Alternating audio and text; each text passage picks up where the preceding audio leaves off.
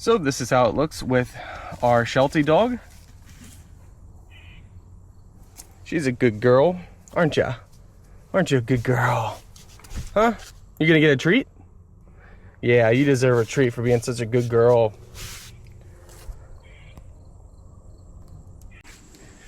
Hey guys, today we're taking a look at the dog back seat extender. So this comes with a carrying case, nice little carrying bag. So this folds right out, which is really nice, and we're gonna go ahead and install this. You guys can see that they have your instructions on here as well. Hey guys.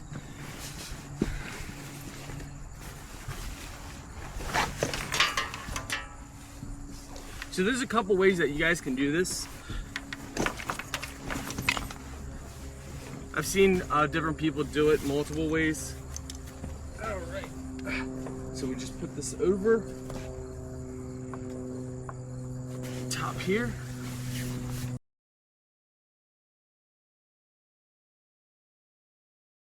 All right.